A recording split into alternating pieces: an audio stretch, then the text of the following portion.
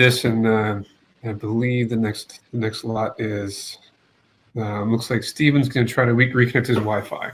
So you might lose me here for a second, but we're talking comics first. It's always something, man. This Buffalo weather.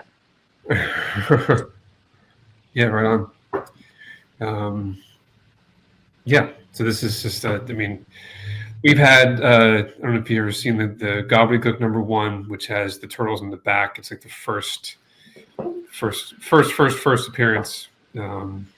The books are so rare; it's hard to find that those have to be authenticated by Eastman himself.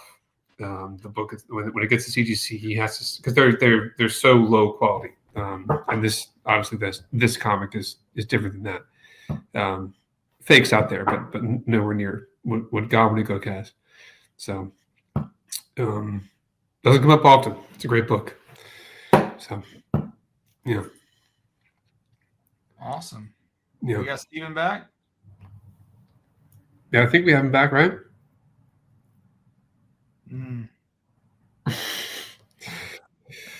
Maybe not. I'll let him know.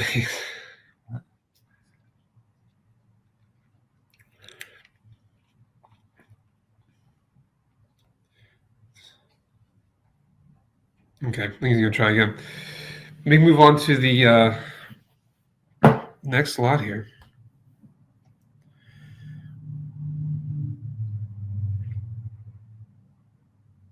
It's another first printing. This one's actually signed and remarked by Eastman on the front there, which I think is always great. A little more affordable than #1. So if you're looking to get a first print of a good copy with a sketch by Eastman, this is it. It's not going to break the bank as much as the first one, just depending on what you like. So yeah, I think it's another great book for your collection. Yeah, I really love the cover on this one. San Diego Comic-Con, I think last year, did like a poster of it that glows in the dark. Oh, really? Yeah. Wow. Yeah. Yeah, this is a great cover. Did you get one of those?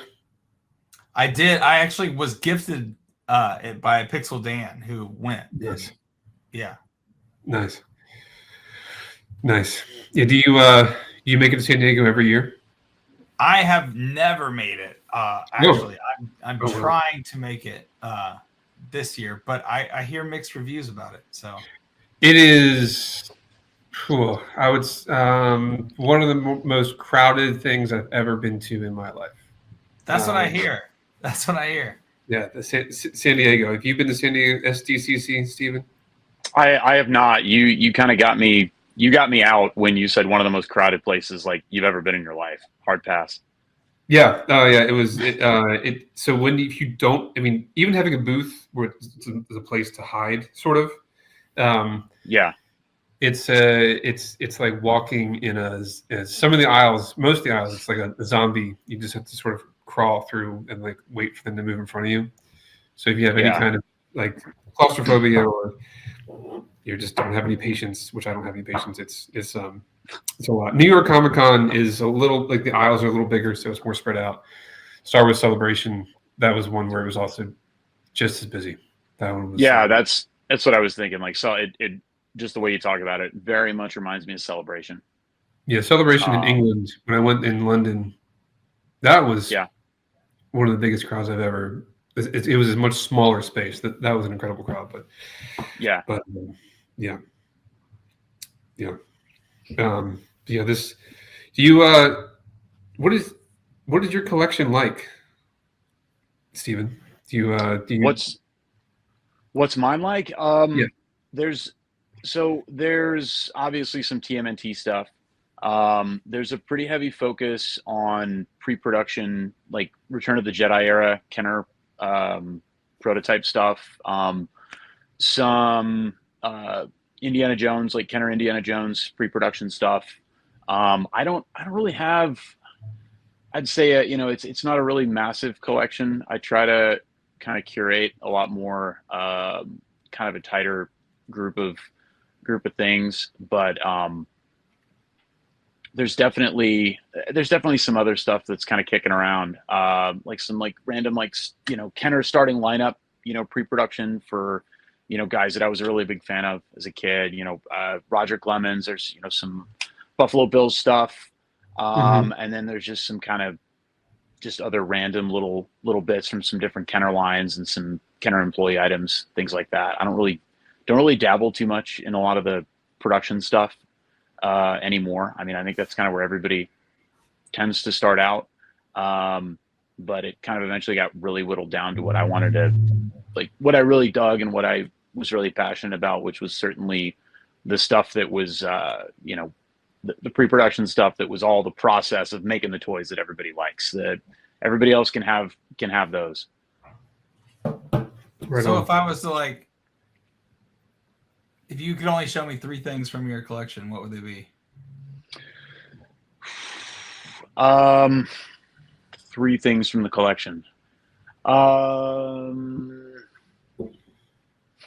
That's a really, really good question. I would probably say a painted Usagi Yojimbo TMNT, like a painted hard copy.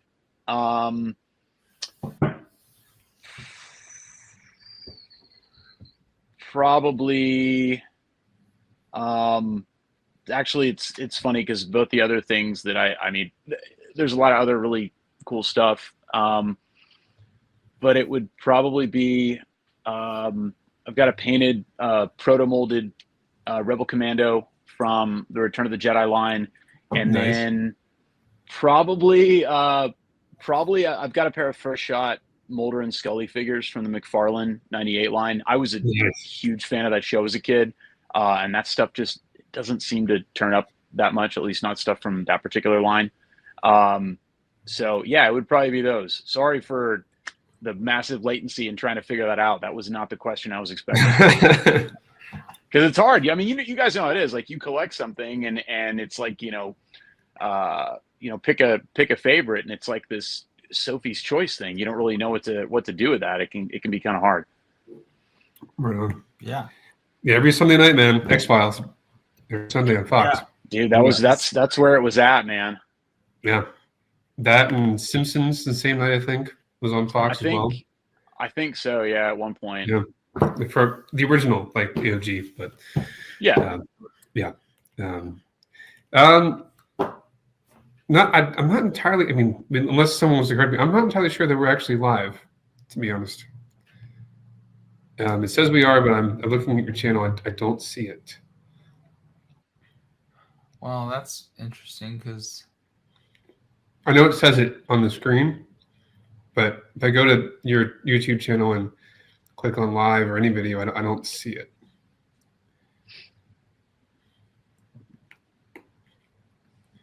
it says I'm live, but yeah,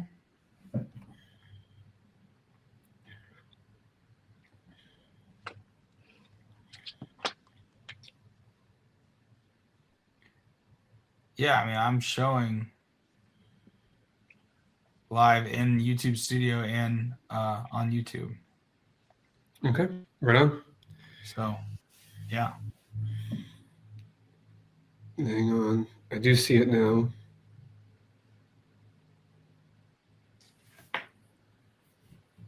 Why is it spinning? Oh my God. Cool. Anyway, moving right along. Now we're getting into Steven's world. If you want to move on to the next lot there. Love that thing, man. Yeah. So what are we looking at here, Steven? So what we're looking at is collectively known, throughout the industry and kind of in like collector speak as a hard copy. So I know there's kind of some other things that are going to relate to this without necessarily jumping ahead, but for the uninitiated, a hard copy is essentially a red. Did we lose him? Yeah, we lost. I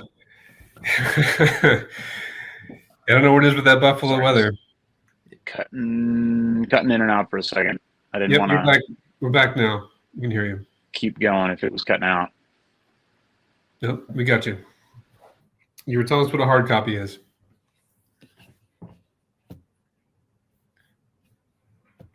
And we lost him.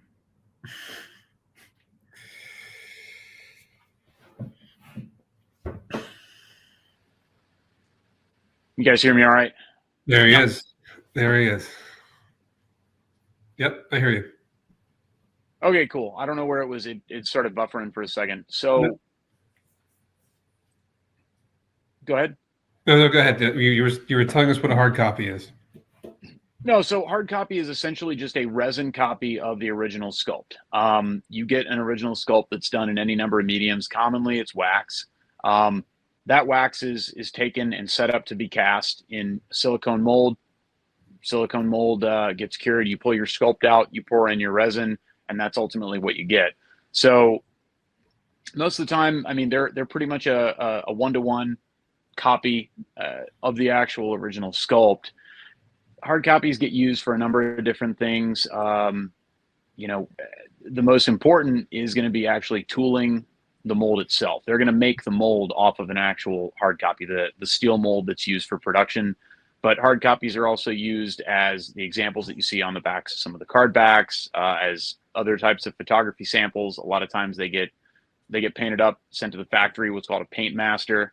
In this case, like this one's unpainted. They would usually make a handful, if not more, of pretty much anything that was going to be on the docket to have work done on it. So you'd make this hard copy. A couple of them might end up going to somebody to paint for the paint masters that would go overseas. So the factory could match paint schemes. Some might stay here for photography, reference, so on and so forth. And obviously some would actually go to aid in the actual tooling process to cut the steel molds that everything production-wise be made off of. Right on. Yeah, I was wondering. I wondering if using it for that molding process, what's the point of painting it? But that makes sense. Why not paint it for other purposes? Right. Yeah. Because you end up with a handful. A lot of times you'd end up with, with some extras that would get fully assembled. In some cases, they were just really used to check the fit of things. Lots of different purposes for hard copies, but they are fairly durable. One thing that is kind of worth noting about hard copies is if you were to take this particular figure and put it next to a production version of the same thing, you're going to notice that the hard copy is going to be, depending on how the process is going to go, you might have 3 to 4, maybe even 5% difference in the size. Hard copy is always going to be bigger because when you're actually doing the tooling process, as far as actually molding, doing injection molding for figures, the plastic is going to have some shrink to it. So the actual hard copies, or rather the sculpts themselves, are actually always going to be done at a tiny percentage larger than the actual production figure needs to be to accommodate for that shrinkage that usually ends up happening, or always ends up happening in production. Yeah. Right on. And this one, you were there when most of these toys were or not unearthed, but found from. Where was it found? Yeah. If I recall correctly, this one was found. This one was found out in California with a contractor. What's interesting about Playmates specifically, as opposed to some other companies, Playmates essentially at that time when this line became really, really big, like Playmates toys in the US was really just sales office. They were coordinating sales, and they were also coordinating working with a lot of these outside vendors. So pretty much everything that was actually done as far as, for creating the Turtles line, from art to, conceptual pieces to the actual prototyping process with things like this, that was all done by outside contractors. None of those people worked for Playmates directly. So a lot of this stuff tended to be pretty spread out amongst a lot of different, design houses and independent, sculptors, artists, and other folks, as far as the actual execution of the work. Yeah, I've worked with some people at Hake's like that. They had they knew what some of the toys were, and then they would have like small drawers and boxes of parts, and they needed someone like us or other experts in that field to say, well, this arm belongs to this head belongs to this, because to them it was work at the time, and they didn't. I mean, some are a lot more organized. This one guy was organized to a point, and then it's like, no, this is a torso to superpowers piece. That's important. Yeah, and it was wax at the time, which is very important. One of the really funny things that I know we've considered, and that I've talked with other people about, is in a lot of cases, especially with a lot of these Kenner guys, some of the Playmates guys as well. There's a really interesting bit of kind of like, I don't know what to call it. More, I guess it's more like theoretical psychology of it. A lot of these guys kept stuff, especially guys at Kenner. A lot of these Playmates guys, kind of one of the things we've talked about is a lot of these guys were like, kids of families that experienced the Depression, so they hung on to everything. So I mean, and I think a lot of artists kind of tend to do that in one way or the other. But it's a really prevalent thing with folks in the toy industry. Interesting. Yeah, I've heard so many stories, and I've worked with people who either were salesmen or developers or sculptors that had prototypes, and some knew what they had, and some let their kids play with it and didn't matter to them at all. It was all different levels of care, and when you get into sort of the value of things, which is more what Hake does, it was either a massive surprise or just, oh yeah, that's cool, I'll keep it. It's not worth enough for me to sell yet, or whichever. But I was born in '85, so Turtles were around, and it was they were in the mixture of Toy Biz toys I had or other toys at the time. So it was this.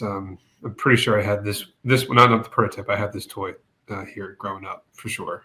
Yeah. At some point was playing with the wrong figures, the wrong characters that shouldn't have been playing with X-Men or whatever, but they, what did I know at the time? That was fun for me. Right. Yeah. Yeah. No, I'm like just a little bit older than you. I mean, same thing. Like that was, I have so many memories of playing, like my cousin Patrick and I, man. I mean, we had tons of hand-me-down Star Wars stuff and a ton of Turtle stuff at that point. He certainly had a lot more than me, so I was always really stoked to go over there and hang out and just get to be a kid, interact with this stuff. So it was certainly kind of cool, many years later, to go and actually see the kind of the inception point of a lot of the stuff that I was playing with as a little kid. Yeah, right on. Cool. We saw this hard copy, and there's more to come. So let's move on to this lot. I think this I'll let you get into this, but when we had this, any wax sculpt that comes through is awesome, and to have the wax sculpt and the molds for the same piece at the same time, I couldn't break that up. Like I had to have that together. So that's. Yeah, that would be that would just go against my programming to not keep that together. But this is a special piece. But anyway, I'll let you dig into it. This is also featured in Rad Plastic. People have not seen Chris's book.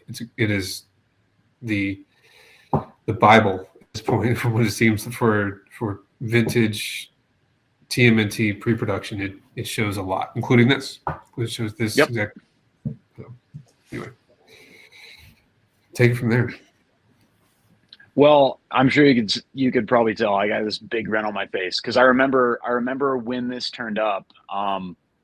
So this was not done by a contractor out in California. I mean, the absolute lion's share of stuff was for TMNT anyway, and a lot of other Playmate stuff was done in Southern California for obvious reasons, proximity to Playmates. They were looking for a lot of local guys to do their work. But I remember when this one turned up, and it did not turn up in California. This actually turned up in Ohio. There was a contract guy that they had do a couple of things. I'm trying to remember what the other one was that turned up with this. But this was actually done by a guy who used to head up, or at least done by the studio that was owned by a gentleman who used to head up Kenner's sculpting department.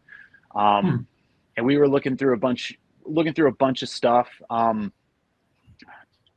remember it was really cold that day, and we'd found a bunch of things that were not really super interesting as far as prototype stuff goes. And then kind of in the bottom of a random box up in this loft, we start taking out these molds and these wax pieces that were all just kind of bagged up in there, and realized what it was.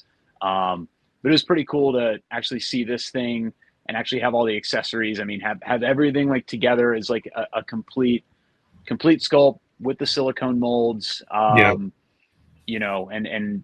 I mean, it's always really cool to see a wax, because looking at a wax, I mean, that is the absolute starting point for the version of that figure that every kid got to play with back in the day. So they're always pretty unique to find. But this one was a little more unique, mostly because it was completely unexpected. We had no idea we were going to end up finding anything TMNT there. So yeah, this one's pretty special. What else was at that find? At the meeting? If you're allowed to let us know. We looked through that stuff a few times. Trying to remember what else turned up there. I know some stuff from the original Willow line from Tonka was there. I know we found some of that. Found some cool stuff for like the unproduced V line. Do you guys remember that? What was it, like early 80s? Yeah. So there was some cool paperwork for some of those things, because that stuff never ended up getting made. And then just a lot of other random lines, because these guys did a lot for a lot of different manufacturers. So I'd be lying to you if I told you I remembered exactly what all turned up that day. But I think once this thing turned up, it just kind of shut my brain off for remembering anything else, because it was going to be a pretty hard one to top. Like finding a sculpt is wild, especially for something like as iconic as the TMNT line. But to have it complete and in really good condition, and actually have all the accessories with it, that was, it's a next level moment. Yeah, right on. Yeah, this is I don't know if it's probably, well, it's up there. I mean, it's might be my favorite of the grouping in this auction. Just it's objectively rad, man, no matter what. Yeah.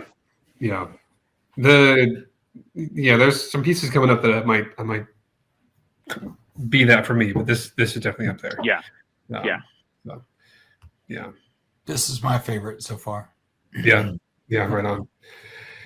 Yeah, I mean, just wax sculpts. I mean, that's in comparison to me, that's the original art. That if you're looking at like the comic book world, this is the pen and ink on on paper, on board. And this is what the artist made with his hands, and it wasn't transferred to the next stage, which was more production or more pre-production, but machine made. This is the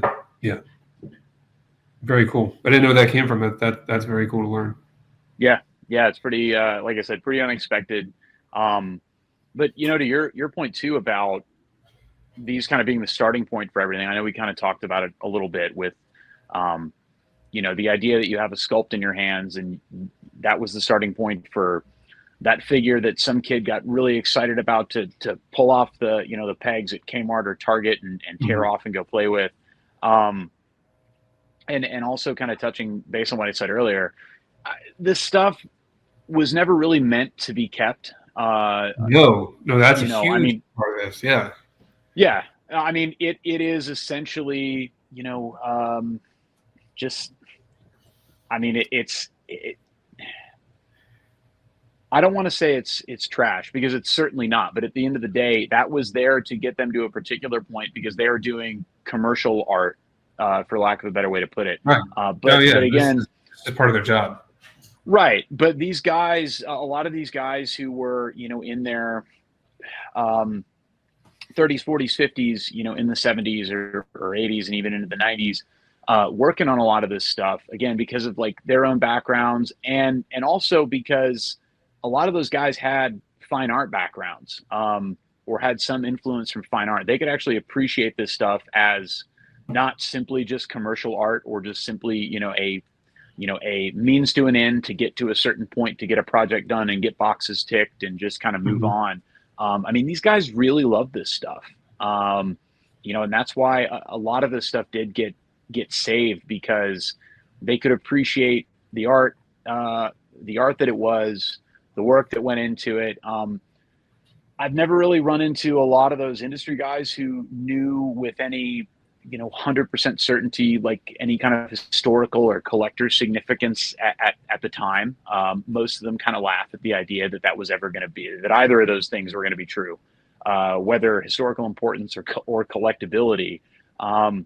They just those guys are really passionate about what they did, and a lot of them, like I said, kind of came from a time when everybody else that had come before them put a big emphasis on hanging on to stuff. Like, you just not throwing things away. Some people might say that's, being a pack rat or whatever. I'm personally really happy that all these guys were pack rats and actually saved and preserved this stuff. So, we could, we can be having conversations like this, and these things do still exist out there.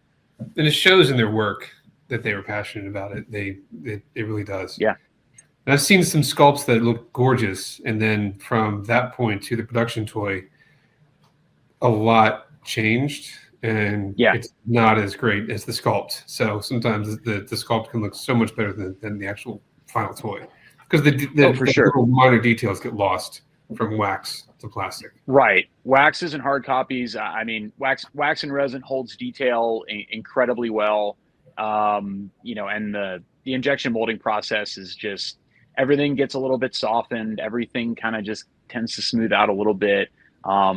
So being able to see this stuff is, I mean, it really kind of speaks to like this is the original vision of what they wanted this thing to be. Yes. And some of it's, I mean, a lot of these toys are really neat, but there's something really special about seeing a lot of the detail that does tend to get lost or softened a little bit, and actually see it in, a really crisp original form, when it comes to a wax or a hard copy. We worked with a sculptor for later Toy Biz, and he did statues as well as action figures in the late 90s and early 2000s. And he, after a while, was reusing his wax. So some of his sculpts were never going to be around, because he would just, why do I have to, like, I have all of these sculpts just everywhere. He just melted it back down and used it again. Yeah. And I mean, so there are sculptures gone forever, obviously. And that's the same thing with some of the Star Wars stuff. They carve down some of the things that they'd already done because of just the need for expediency. Would sculpt right over them. That's why a lot of the early first 12 stuff has never turned up, because they ended up getting turned into something else, because you got, half the work's already done. Might as well just carve it down, or, take a piece, rework it, and you made your job a whole lot easier. Right. Well, we do have more to talk about, but this is an incredible lot. So move on to the next. And the next is, well, between this and the next one, I mean, these are just, well, I'll let you take this one, Steven. This is these two pieces. I mean, they're special. There's something just really, really, really neat about painted hard copies.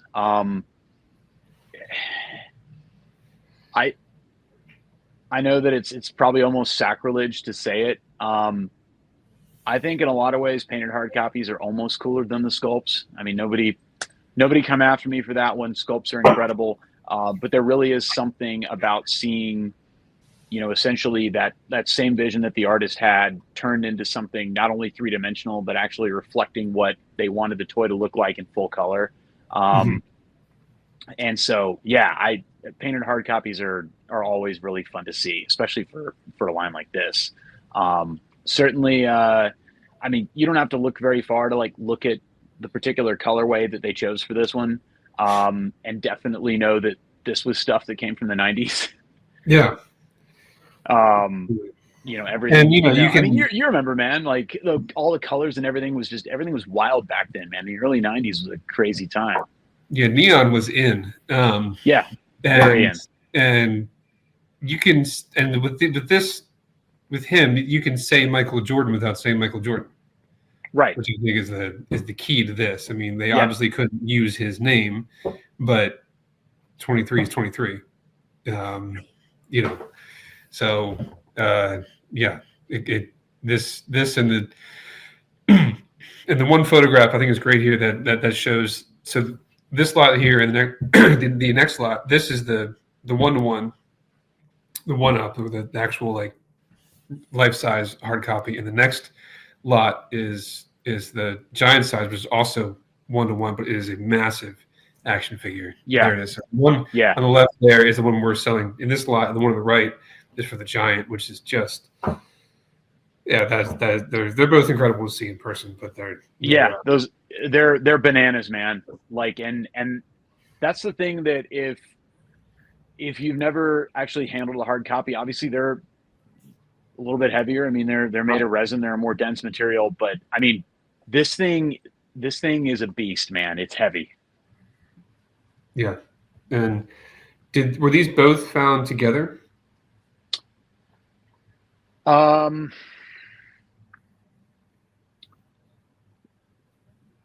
am going to say that I certainly reserve the right to be wrong, but I believe these were both found with the same source. I think that's the case. We don't have any fact checking on this current live stream, so I think okay. Well, you guys can call me out all day long on the next one. No, I think these did come from the same source. There was somebody that we'd met who had quite a bit of painted stuff that was being used in the production process. Just a lot of different stuff from that spanned a lot of things from pretty early on, kind of into the kind of earlier part of the mid 90s. Yeah, these things it's nuts to just see both of those together like that. Yeah. Right. Yeah. Yeah. And it's not like it's a 4-up of the same thing. It's a different figure. They put out the regular, right. They put the regular figure, then the giant came later. Yeah. And the giant figure was 92. I forget the year of this one. I think it's the year before, if I'm not mistaken. And yeah. So can you look at the description on this one for a second? So click out of the photos because I want to see what year this one. Oh, 92? This one is also giant was 92. Yeah. Yeah. I guess they're this one. Can you scroll up just a little bit? It might be in the title. Oh, 91, yeah. Yeah. So this one came out first, then they put the giant out, and I am pretty sure I remember seeing the giant on the shelves. I would have been 6. Yeah. I was very young at that time, but 6 or 7, depending on what time of year it came out. But that was those things were rad on the shelves. Yeah. I don't know if I owned one. I don't remember if I had one, but I remember seeing them on the shelves. I didn't see them on the shelves. It's all new to me as an adult. I mean, I'm 85 too. So I remember seeing Turtles on the shelves, but never this one, the giant one. Yeah. Yeah. I mean, Jordan obviously influenced this, unless I'm wrong, Steven. He definitely. No, that's 100% unofficially Michael Jordan. Yeah, and his reign went so far it even made it into these toys, which is, I'm sure they sold more because of it, and they had to have, because of how many people wanted to be him in one way or another, or have him in their life in any way. So Yeah. Yeah, I he mean, won his first title in '91. So, and this came out in what, 91? Yeah. So, you think they rushed it? Yeah, that's a good question. It's very possible. I mean, Jordan was already kind of a big deal, and I think that one of the things like that kind of speaks to like what you guys are talking about is like there was a lot of kind of, whether it was the neon or some of the language that they'd be using to like describe these things, or like kind of some of the little weird quirky stuff about the different like outfits and stuff for these different figures. Playmates is pretty good about like tapping into the zeitgeist and kind of using a lot of like, I think, making in a way like the turtle stuff like super culturally relevant, if that makes sense. That's kind of how I've always seen it. This is a great example of that. They were like, what can we do? It's a basketball figure. Well, we got to use a similar colorway to Chicago Bulls. We'll do enough to make sure we don't get sued. And what number we're I'm going to put on? surprised they didn't get sued. Yeah, I mean, it's right. close. I mean, that is. I mean, they may have stretched. Who knows what their lawyers are like? But I feel like whatever lawyers Michael Jordan has would be better, or whatever word it is. Yeah. And fair warning to you guys, my dogs have been great up until this point, and they are getting to the point where they might bark. So if you see me go mute, that's why. So they're just they're chill, but they're not. Anyway, moving right on. Yeah. These are this, and you can let's just go to the next one, because we were talking about it, but this is, I mean, and I actually I got to photograph these because I wanted them done a certain way. So I because I started at Hake's in 2004 as a photographer there, so I had a lot of fun putting them together and positioning them, and definitely my inner child came right back out. So it was a lot of fun for all these to do that. Yeah, that thing is massive. It is heavy too. Yeah, and to show how much it comes apart is just it's just awesome. But yeah, awesome. Curious to see where that one lands. It's currently what, at 3,800. Yeah, it's not done yet. I don't think it's done. It can't be. So, but I think that's most of the 3D prototypes. The rest of what we have is a couple pieces of original art, and we'll get to that now. Yeah, this is great. Yeah, that thing's awesome, man. Yeah, this is the lineup. So the original art for this is the art. I mean, this is the color art with the line art overlay on top of it, which was, and that's as much as I had to say about it. I'll let you take over from there, Stephen. I mean, it's fortunately it's pretty self-explanatory. You've kind of got a multi-layer piece. If I recall correctly, it's like a piece of illustration board, and you can actually correct me if I'm wrong. I can't remember if the undercolors are pasted onto the board or if it was drawn directly on there. I think it's pasted on. It's that's watercolor, if I'm not mistaken. You mean the colors we're looking at right now? Well, so the actual, it's a piece of board, and then the actual color portion, I can't remember if that's another piece of paper that was on top of that piece of illustration board, or that I don't know. I believe it might be, yeah. Okay. Yeah. Yeah, I mean, it was pretty common to see stuff done like this where you'd have something with your colors underneath, and then like an acetate overlay with the actual, ink lines, quote unquote.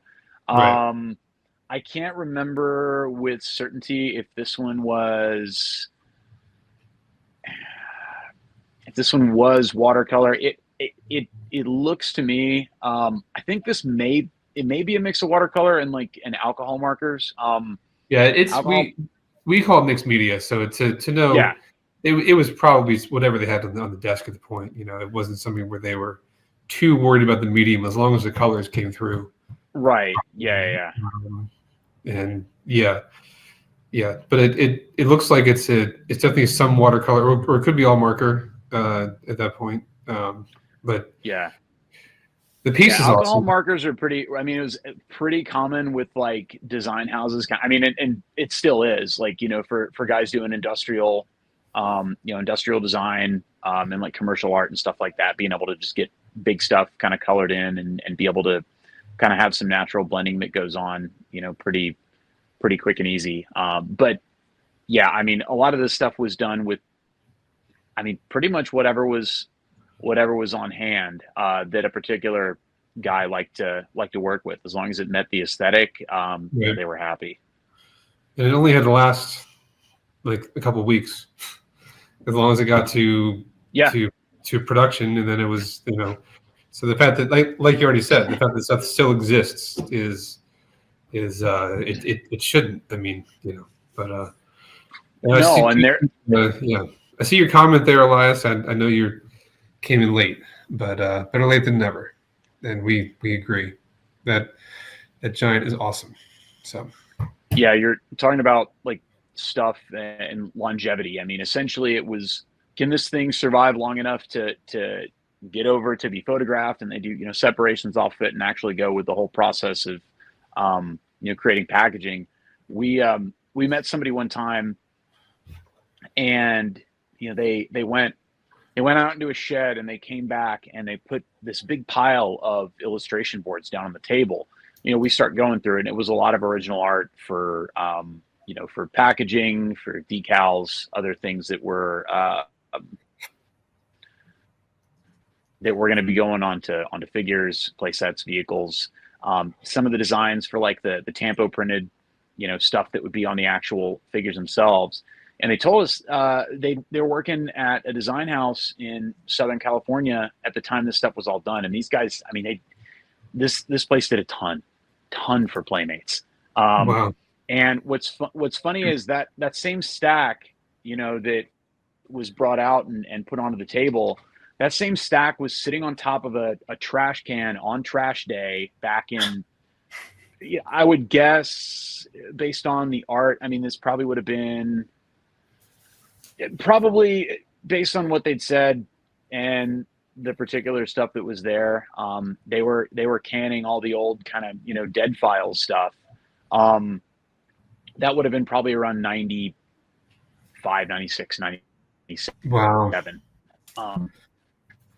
And they said, you know, I phoned everyone out. I wasn't really sure what all that stuff was, but something about it caught my eye, and I went and I picked up the pile and just decided to hang on to it. It just seemed like a waste to throw away stuff. Right. It was this cool. So that story's always stuck with me, especially considering like that same person with that same stack took that off of the top of a trash can. And I remember asking, like, so, like, I mean, I understand what you're saying. It's super great that you saved this, but like, do you mean like literally or like hyperbolically, like saved it from the trash? And they were like, no, I literally walked out. That's why it was a rush to get a bunch of this stuff and other dead files, you know, kind of old stuff that these guys had out that particular day. It was actually going to be just thrown into the back of a trash truck. So it's pretty neat when you see stuff like this actually get saved and preserved, considering that it was meant to serve one purpose, and a lot of this stuff kind of ended up getting, you know, new life where other people could enjoy it, even though it was destined for a dumpster. It's kind of sad to think about whatever didn't make it is. There's a lot that did not make it. So whatever's around, if you like it, snatch it up, because it's not like a production toy or something like that. These are sometimes one of a kind pieces, or one of few known. Yeah, it's something special. But let you go on to the next one. Give me like 2 minutes, guys. I'm going to put you on mute. I'm going to step away from my computer, but go on to the next one, and I'll be right back. Yeah, sure thing. Sounds good. Yeah, this one, I think I remember Chris Fawcett talking to me about this one and why it's special, or maybe it was Matt. But yeah, what is it about this one? So it's special for a couple of reasons. They changed the art up. They changed the art up for the actual production. Somebody, I believe it was a completely different artist who executed the work on the one that actually ended up on the production toy. So slightly different colors, kind of slightly different mood to the whole thing. But this one is really cool because it is the original. I think alternate art is kind of what it's been referred to as. It's just really hard to appreciate like how cool this piece is. If I hate to say, like, if you're not seeing it in person, fortunately Hake's, did a pretty good job of actually photographing this thing and kind of showing it true to form. But this artwork is wild, man. I mean, a ton of this stuff was done with an airbrush, which is kind of another, I don't want to say it's like a kind of a lost art form, because a lot of guys were doing, photo retouching, and a lot of the art for like, action figure card backs was done using photos and other art that was, pasted in, and they were cleaning everything up with an airbrush, which trying to get like a lot of that detail, even at a larger scale that this stuff was produced at, this is a pretty substantial like piece of original art, in person. But knowing that a lot of it was done with an airbrush to get like all those really clean like transitions and like color gradations, it's pretty wild, man. It's a pretty wild piece. I really like this piece despite there not being Leo on it. Yeah. It's kind of like, no, does it like allude to him being dead? But I mean, like the whole Stretch Turtles line was pretty weird. I mean, a lot of the stuff was super weird. Again, it was kind of a product of the times for sure. But this one's especially wild, just kind of because it's a pretty big departure from a lot of the traditional art that was on the card backs. Not just kind of with that like really kind of dark mood, but stylistically as well. Definitely unique. But like I said, it's different than the one that they ended up going with for production, but I'm certainly glad this one got saved. I'm sorry, I missed that, but do you know why it wasn't used? Was it ever explained, or? No, I actually do not know why it wasn't used. Chris might be able to speak to that a little more. I don't, off the top of my head, I can't remember why it wasn't used. It could have been something with the particular layout and how they were working with the packaging. It could have been any number of things. But no, it's a shame that they didn't use this one because, I mean, it's a pretty cool image anyway. But I mean, the colors are really, really neat. Like, and this thing really pops. Yeah, it does. The production one, I think, it's kind of a lot darker, right? If I recall. It should be on there. The image should be there if you if you toggle to the next. Oh no, it's not there. I thought we had it there. Sorry. The original. The one that actually made it into production is not anywhere near this level. No. Yeah, I think. Is there a picture? I think there's the Chromalin. I think. Yes. There right. might be. That's Okay. Yeah. Yeah, so if you go back, if you go to the next lot there, it'll show. Yeah, so this is still the unproduced Chromalin. So I thought it might show if you go to the next. Oh yeah. Okay, yeah, there's some. Yeah. So in the book it shows it's close, but it's definitely yeah. Yeah, I mean, I could probably think of a dozen different reasons why they might have changed it around. Who knows if any of them are right? I'm still kind of partial to the original, but It could have been the use of the ooze, and they didn't want to use it for some reason, or maybe it was yeah, I don't know, because it's not definitely not there in the second one, but it's close. It's you just wonder why they went through all the time to have the artist redo it, but anyway, yeah, this is the art that we have now, and it's this is like everything else shown here. This is really impressive in person. The original art to this yeah, is made for your wall if you like turtles. yeah. That's what I'd said a minute ago. Is just like it's one of those things that I'm really glad you guys like photograph this stuff. Like it's having seen it in person. Like yeah, I mean, you guys got it pretty true to life. I mean, but it's one of those things like actually seeing it and having a piece like that to actually look at and knowing that it's something that somebody sat and worked on for Yeah, dozens of hours. I mean, the amount of detail in this thing it's bonkers, man. yeah, yeah. It has something that's also unique to this, the proof, and that's it. Like, there's not much else that shows this art, so it would be Yeah, it's not like it's on the card back. And there's different schools of thought to having the produced or unproduced piece, but this one's this one's really rad. Using the word rad a lot. Thanks, Chris. That concludes the pre-production. We have a nice, a small selection of production toys. We can go into if you like. There's nice high grade examples of what we have. I think we have 4 or 5. So we can go into those if you'd like. Well, now What's on the next page there? Well, my computer's freezing up on it, so I wonder.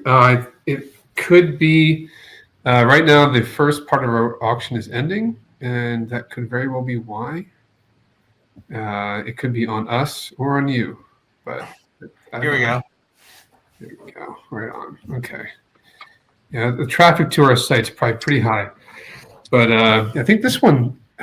This is an 85. So yeah, this one does not come up as an 85 that much. What is the? Let's pull this up. That is.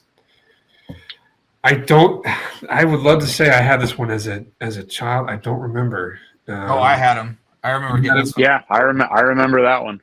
Yeah, he's great. Yeah, that's where this one. Now the variations on it might be the most variations on any action figure line I've ever seen is Turtles. There's so many variations, which I'm sure the grading company AFA loves it for their purposes. But this one is there are none higher in this grade. So this one, is a cool piece, and but yeah. So if you guys both had this one, do any of you guys still have your toys from growing up? The exact ones? Yes. No. Yeah. I got a couple things, man. That's it. I've got my childhood Raphael. Nice. I didn't have a ton of turtles. I mean, I had a good little chunk. So I mentioned my cousin, man. He had everything. So it was always awesome to go over there because I got to play with all the cool stuff that I didn't have. But Raph was always my favorite. So somehow after, all the moves and everything else over, I guess it's been like 35 years since I got my first Turtles figure, 35, 36 years. Somehow managed to hang on to that one. But nothing else really. A couple little random Star Wars things. I believe there is a tub or box from Transformers to toys of today at my brother's house for my nephews that they have been playing with, and they are like they're still going. The Transformers are still from the mid-80s, still work, still transform. along with everything else we've ever had, and it is a hodgepodge of pop culture in that tub. Yeah. That's I don't have them, but they do. So they're definitely been well loved. But yeah. This auction has a nice selection of as you can see these toys. This one I'm yeah, we did have a crying. Yeah. That one. And this is another 85, I believe. Another AFA 85. Yep. Yeah, most of these are 85, if not more. All came from a very nice source. And when I was younger, I didn't. This wasn't my favorite figure, but it definitely liked crying more. Watching the cartoons growing up, so Yeah. He grew have up. a body? No. I never had it. I had this, but I never had the body. Yeah. I did so many things that should have been together. I didn't. My parents didn't know, and or whatever was at the toy store at the time. One really random thing about Turtles, not with the toys, with the movies. In my house, there's a lot of VHS tapes, and we had TMNT 2 in the house well before I ever saw the first one. And I watched it without any context or understanding what's going on. Like, it didn't matter. Yeah. I just watched that movie. My brother and I watched it enough to ruin the tape. It's worn out. And then eventually we watched the first one, and so I didn't know who Casey Jones was. I didn't know. I didn't pay attention that there's a different actor for April, but I didn't know any of that. That was anyway. Speaking of doing things out of order, not having everything, that was a very weird thing, I guess. When I realized later on in life that I definitely liked the second one better as a kid. It was just as a kid, it was such a better film for me. But, Secret of the Ooze. Secret of the Ooze is oh my god, yeah. I mean, I would say that for that reason because it's what I knew, but I think it's a great film. Yeah. My wife disagrees, but that's fine. It's fine. She's not watching, so it doesn't matter. But that movie was feel bad for everyone else in the house because we watched it so many times. This one we did not have. I do not believe we have this one. But again, another 85, another great figure. I don't remember the actual fly swatter or turtle swatter part being brown or whatever color. There are Steve. Are there different colors of that? I believe, right? I think so. You'd run into that with like certain things. You were talking. Well, you actually, if you look at the AFA label, it says rose. It calls out like the specific color of that. Yes, it does. So there's a lot of weird stuff with like belts and things like that, and some of the accessories where it's it's purple or it's pink or it's black or brown, and it's reversed. Guys get really into that. Card back. Yep. Oh yeah. And there's a turtle on it, just so there's been a squash turtle. Yeah. It's actually painted green, whereas on the other one, on the actual toy, it's yeah. That was the kind of stuff I remember, that's really, I think, where my fascination with the prototype stuff came from was as a kid. Like, I think a lot of us would look at a card back and be like, oh man, this thing's painted in a certain way, or like, look at the detail on this, and you open it up and you're like, it's all just done in one color. Like, where's my little, green smash turtle or whatever? It all makes a lot more sense now. But I mean, for me, that's kind of where the fascination started. I don't know if that, if you guys had kind of the same thing, you'd turn over the card and look at everything and wonder why yours didn't live up to this super detailed, really complex version that you'd see in the, photographed really small as a thumbnail on the back. I think it'd be worse on things that were boxed without a window, so you didn't know what the toy would look like if they used art. Yeah. And then you get into the box and it's like, that's not what's on the box. Yeah. All right, that's fine. But there aren't too many like that. So yeah, it was there was a lot more detail in in the car than there was in it. But you know, you can only do so much with toys, Right. with plastic and molds, and for what, $3, you know. So it wasn't like it wasn't like today for McFarlane toys or things like that. Yeah. Right. I just looked at the back of the card box or box or card back to see all the ones that my parents weren't going to get me. So I was more focused on. Man, I feel seen. It's all right. It's all right. Elias asked, will any of the winners of these auctions be told any history of these, most of the prototypes, things like where they found? If they're willing to ask, I will give them Steven's personal phone number, and they can call him and ask all the questions. Yeah, no, they can. Anyone can reach out to us and ask questions on anything. That's a great question. I think if you're that curious, and a lot of the prototypes that we sell, we do not know the history. And this is a rare case where we can find out the history of these specific pieces. And that's, there's some are just engineering pilots or first shots for Star Wars, but some of the more unique and other prototypes, it's very cool to know where they came from. Yeah. And then this is, I mean, if you want to get into graded figures and high grade, this is an 85 plus, which is gold in the AFA world, and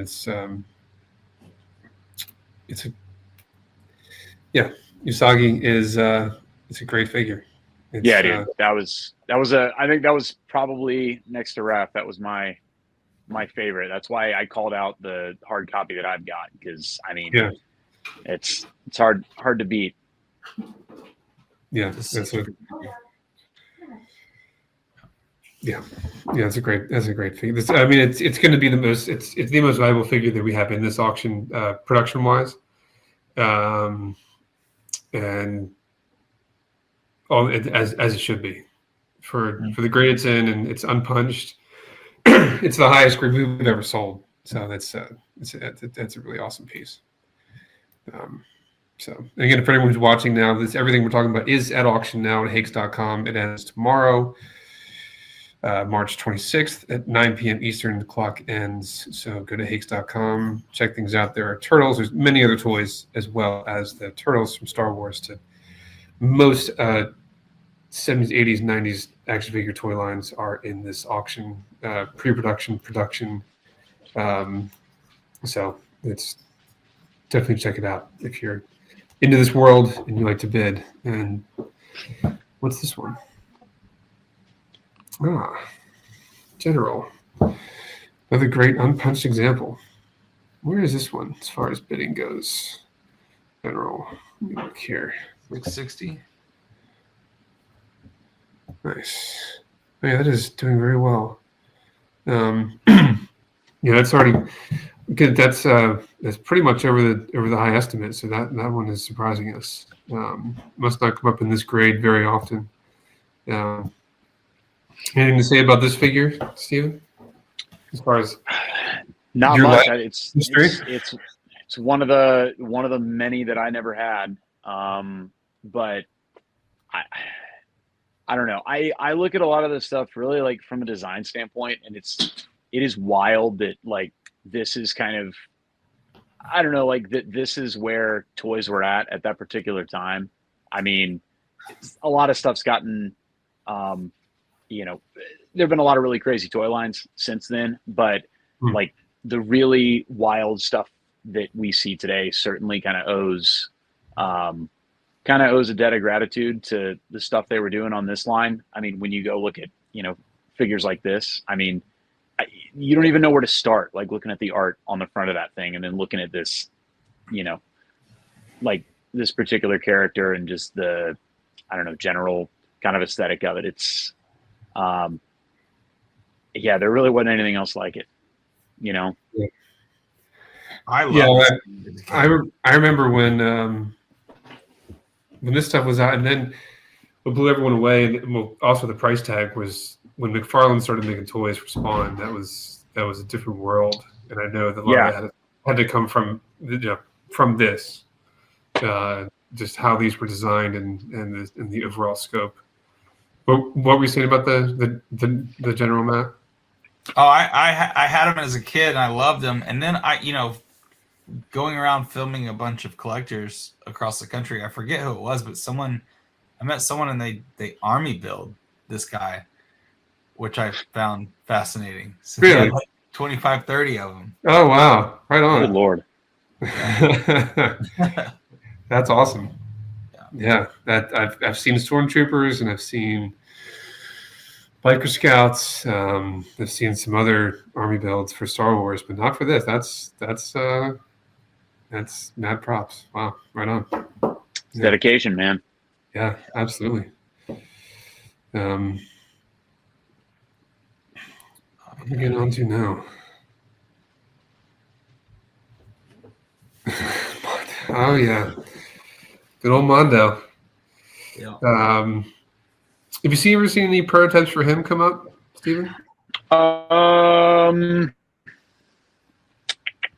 Yes.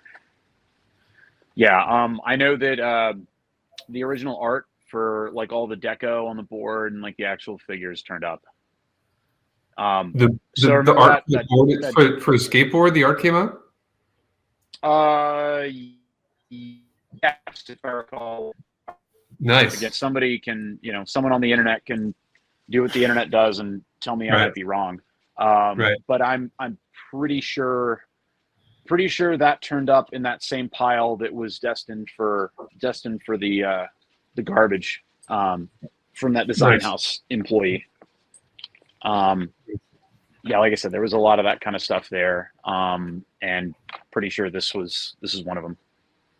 Right on. As far as like 3D prototypes, I'm guilty of having slept since anything might have actually turned up. So I'm actually looking for my copy of Rad Plastic to thumb through because I can't remember if there was something. I think there might have been a painted hard copy.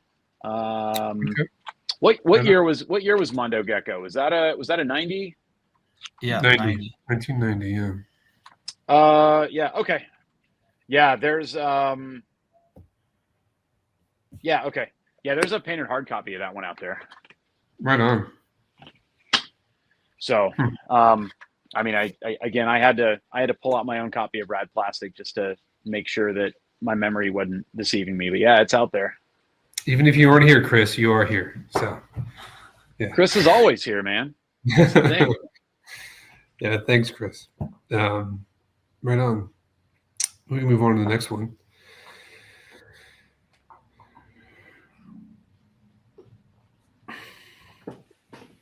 Oh, Napoleon. Mm-hmm. He's French. This is one of the more affordable AFA 80 pieces that we have in the auction. Still getting deep into those. I mean, I would imagine, unless I'm wrong here, with all the variations would just be what happened to have happened to the factory that day. Like that's what happened, and this is what we have. And it wasn't intentional. I don't think that they have a pink necklace, dark spots. Like that's just the paint that happened. No, I mean you're gonna have your paint masters that are gonna inform what colors they're gonna be using, but lots of different small outside factors. Even some stuff as small as, yeah, you know what? We thought we ordered enough XYZ paint, and we're gonna have to change it within a certain amount of tolerance. That's why you might have a magenta versus a pink. It's one of those things that if an engineer signs off on it, it's no harm, no foul. But yeah, most of that stuff, it was never done as any kind of an intentional thing. It was just had to keep everything going. They had to keep the factory moving, and it didn't make a difference to the child. They're still going to buy the toy if it's regardless of the color of the swatter or whichever. Right. Yeah. And I think the thing that a lot of people assume is that you've got one factory that's going to be doing something. Like there's just a giant factory with a big Playmates, big Playmate sign outside, and that's not the case. You had a lot of different vendors in Asia who were creating this stuff. And as big as those places were, injection molding machines are gigantic.